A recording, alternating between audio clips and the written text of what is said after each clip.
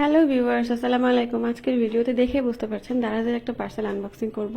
আর এটা মেইনলি বাচ্চাদের খুবই পছন্দের একটা প্রোডাক্ট। আর এটা আনবক্সিং করার সময় আমার বাচ্চাদের রিয়াকশন কেমন ছিল সেটা এখন আমি আপনাদেরকে দেখাবো।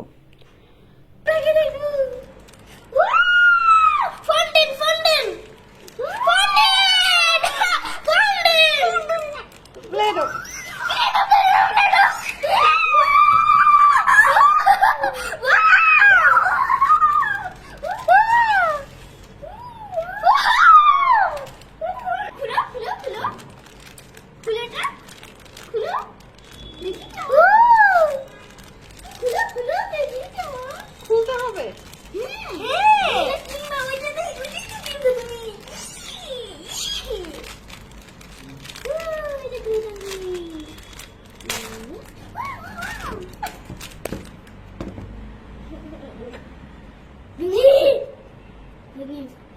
না ভাঙে নাই।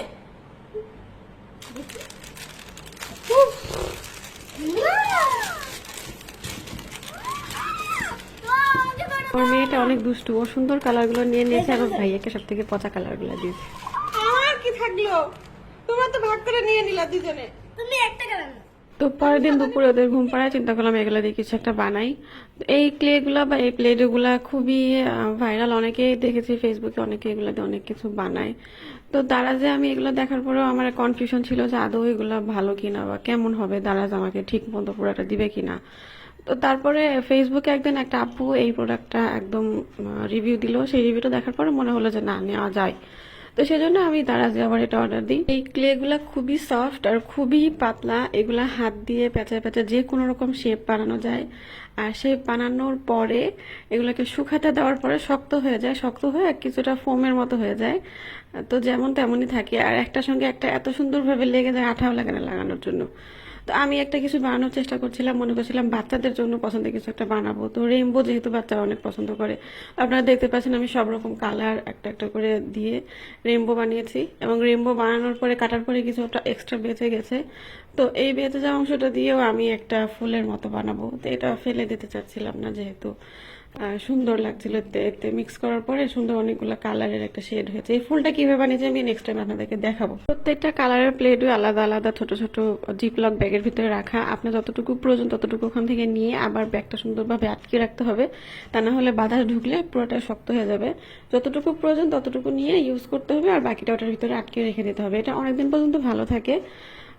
আর আমি যে এখানে একটা লাভ লিখেছি, লিখে একটা ডট দিলাম, এটা আবার পরে ডেকোরেশন করব। আর রেইনবোর পাশে একটু সাদা সাদা মেঘের মতো থাকে, তো আমি সাদা সাদা একটু মেঘের মতো দিলাম। তো এইটা হচ্ছে বানানো শেষ। এখন আমি গ্লু, ছোট সাইজের একটা আয়না আর ছোট একটু কার্ডবোর্ডের উপরে ডেকোরেশন করব বিভিন্ন রকম ফুল বানিয়ে।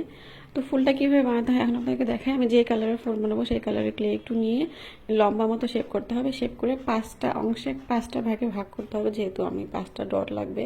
তো এই 5টা ডটকে গোলের মতো করে এগুলাকে আবার লম্বা করে এটাকে দেখতে পাচ্ছেন মিলাই দিলে সুন্দর একটা ফুল হয়ে গেল। অনেক ইজি বানানো, যে কেউ দেখলে বানাতে পারবেন। এগুলা দেখতে যেমন সুন্দর, এগুলা দিয়ে ঘষা দিলে আরো সুন্দর লাগে। আর মাঝখানে আমি একটা ফুলের মাঝখানে একটা ইয়ে দিয়ে দিলাম, সাদা রঙের একটা ডট দিয়ে দিলাম।